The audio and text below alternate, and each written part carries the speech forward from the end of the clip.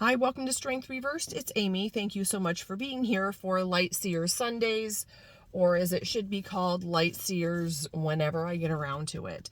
And I'm about to go for a little walk, run, and I just have to do tarot under duress because if I am at home with books and decks, I will overthink it and I will plan and then it will never be ready. And so I just have to make the video.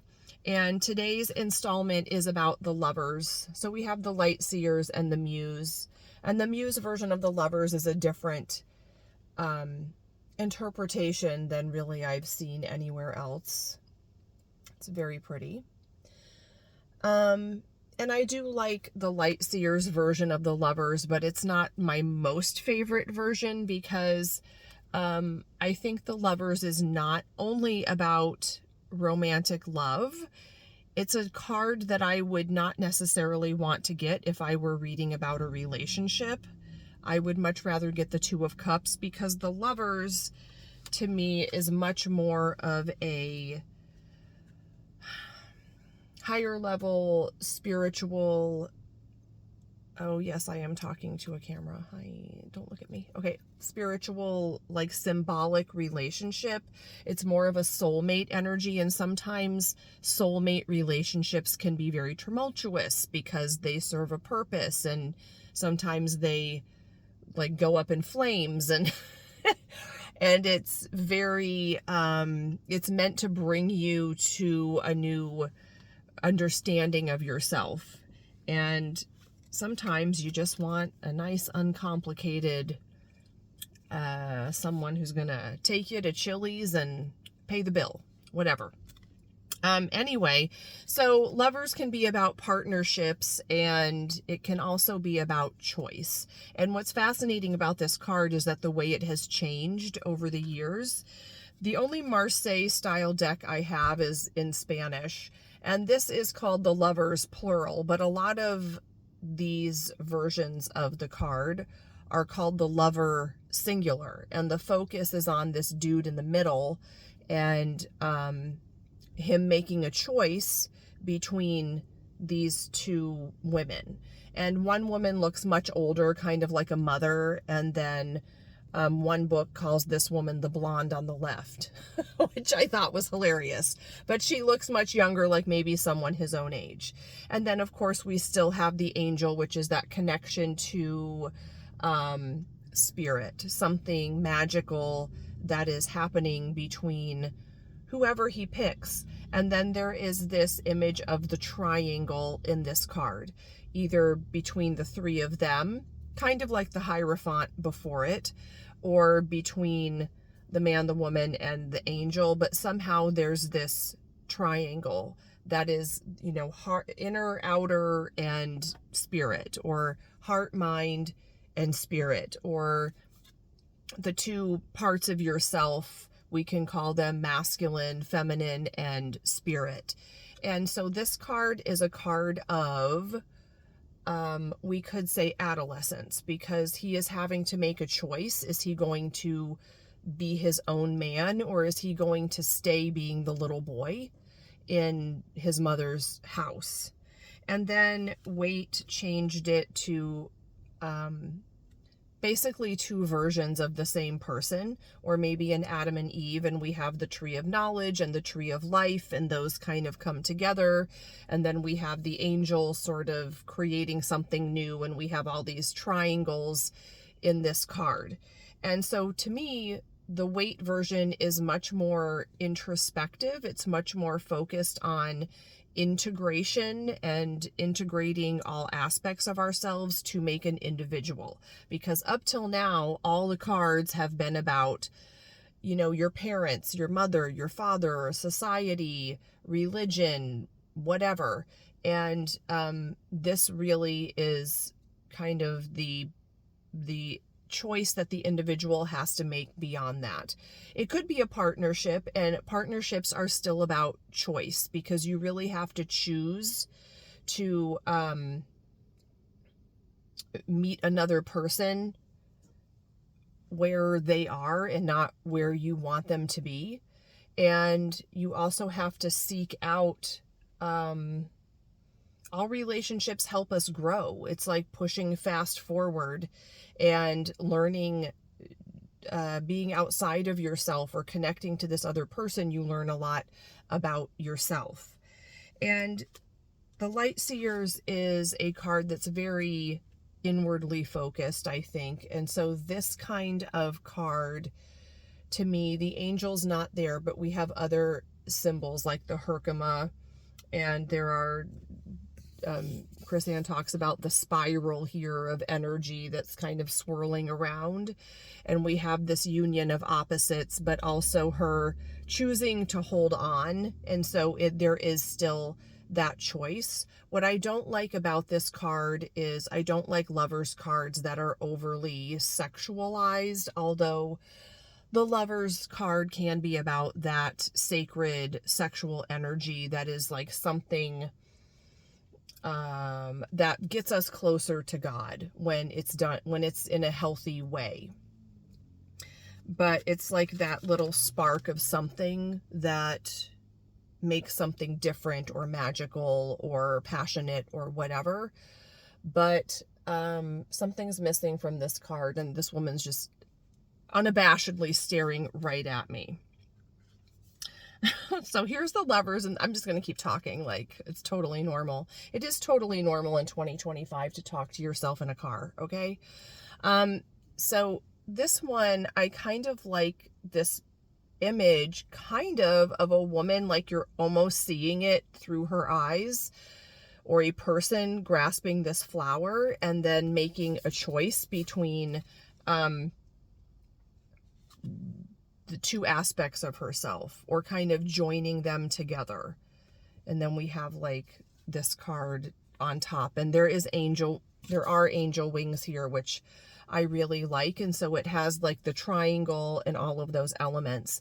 And something else I read was, going back to the Hierophant, those two priests that are sitting in front of the Hierophant and getting advice from him, that those two priests coming together are this guy. Like they might be the magician and the emperor coming together to make, you know, the divine masculine. And then we might have like two aspects of the feminine that he's choosing between. Is it going to be like where our energy is going to be put? And then having these two feminine energies, sort of, that when you have the two men in the Hierophant card, it's like this double vision before something's integrated. And then when you have these two women, it's double vision before something is integrated. But I think if it's more about the self, then you still have this double vision that you have to integrate, and you have to kind of make a choice of, you know, different parts of yourself and how they're going to connect, and where your focus lies. And that's how I see the Lovers. I guess when the Lovers comes up, it's usually some sort of partnership, some sort of aspect of yourself, some sort of decision. I guess it could be a relationship, but like I said, I'd much rather see the Two of Cups. The Two of Cups seems just so much more easy peasy. That's right, onlooker. I said easy peasy. Okay. Well, I'm not really sure what else I want to say about the Lovers card. If that came up in a relationship reading, I would kind of immediately get exhausted and think, oh, there's going to be some sort of, not problems, but it's going to be a lot of work, and you're going to learn a lot about yourself, and it'll probably be worth it. But it's not just some light, you know, some light casual thing where you get along and there are no problems. So the spread for this one is the Lovers Merkaba, which is that tetrahedron kind of triangles and pyramids coming together. And so there are only 3 cards, and it says 1 is open, 2 is trust, and 3 is love. And 1, open, how can I open my heart to love? 2 is trust, what do I need to know about falling into this partnership, whatever partnership that is. And 3 is love, a personal message about love from the Merkaba. Okay. Well, let me try to do a reading in this card.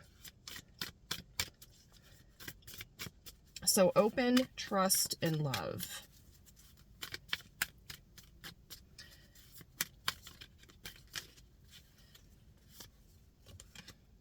So how can I open my heart to love? That's the Hanged Man. What do I need to know about falling into whatever partnership this is? 5 of Swords. This is just looking better and better. And then a personal message about love from the Merkaba. Ace of Swords. Okay, this card just came up for me the other day. So I'm having an Ace of Swords. I'm in my Ace of Swords era, as the kids would say. And I'll try to find the versions of this in the Muse Tarot. Okay, so number 1, how can I open my heart to love? That's the Hanged Man. You know what? If one more person tells me to be patient, I'm gonna lose it. I liked this Hanged Muse because this is one of the few hanged, it's called the Hanged Muse in the Muse Tarot. It's one of the few Hanged Man cards where the person looks almost like they're having fun hanging here with no movement. Even this one, it doesn't look like that much fun. Maybe she's used to being there. But this one is much sunnier and seems much more fiery than the traditional having water beneath her, where she's kind of seeing things from a new perspective, and this kind of enlightenment that comes from this pause before the Death card, where there's this necessary time to integrate, and we get really, really frustrated. Okay, here's the message that's coming for me. We get really frustrated with this during this time of nothing happening, because we think, what am I doing wrong? Why isn't there movement? Something needs to happen. Let's keep it moving. Someone do something. And really, this time is a necessary part of the process, where there is this stillness and this percolation and this integration. And I guess I really love the eyeball here. Like, she's really seeing something, and she's enjoying this time of that's just about her and just about figuring things out.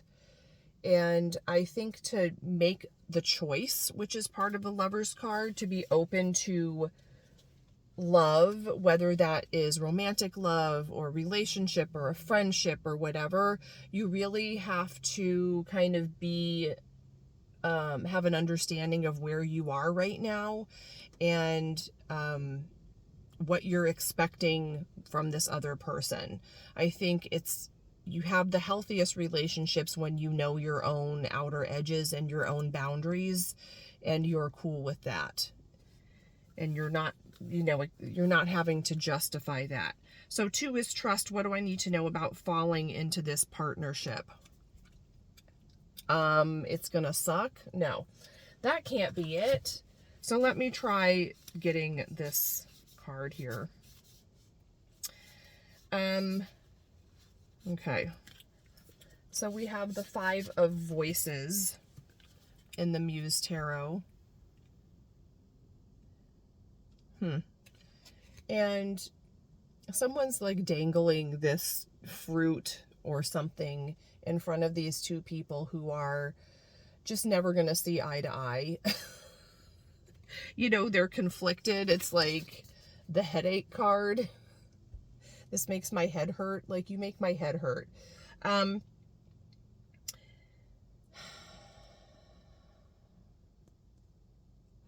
I really think these little conflicts that come up, and this has come up for me this past week, conflicts that come up, that's where we grow. And you're never going to find someone who is like a puzzle piece that exactly fits. And then I think a lot of people are on the lookout for some person who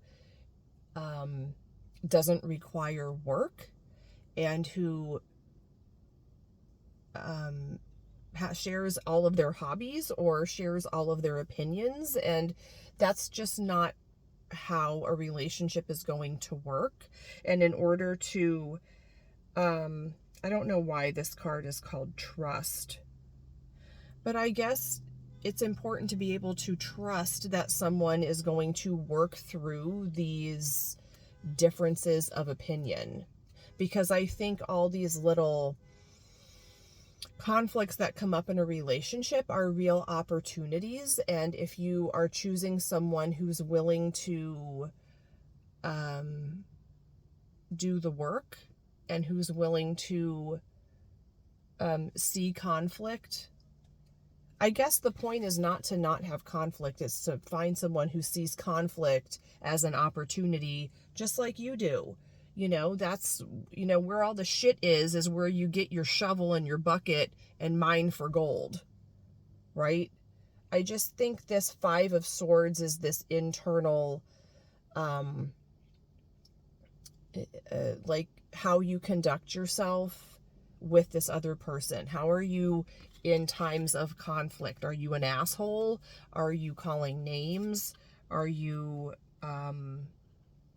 losing yourself? Are you trying to get this person to, you know, would you rather be right than happy? I think in order to fall into a partnership, you have to be really ready to embrace some gunk. A personal message about love from the Merkaba, and that is the Ace of Swords. And I love this Ace of Swords. I really do. More swords, right? Can you tell I overthink a lot? And here we have Ace of No, that's the Wands. God. Did I just pull the wrong card for the other one? Ace of Voices. Oh, I like that one. This one's a better one. Better for this reading.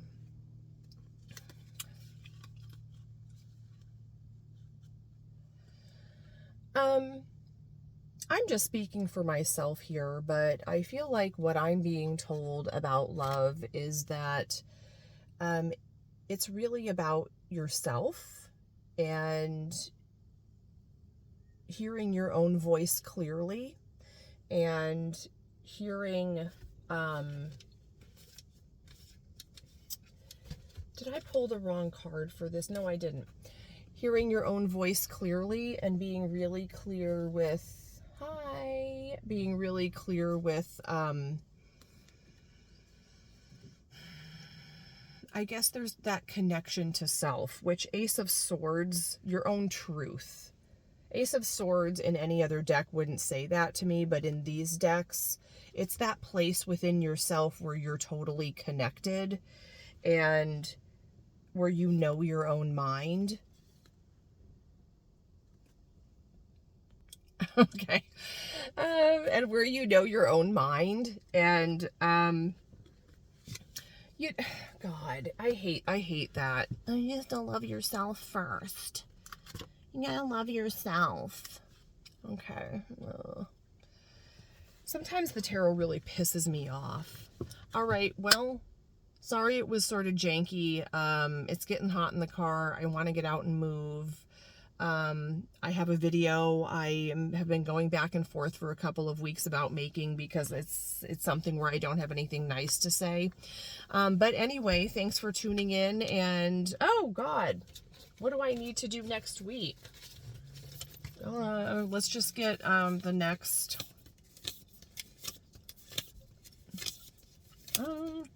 I did Justice. The Hermit. Yay. I like that card. Okay, see you next week for the Hermit.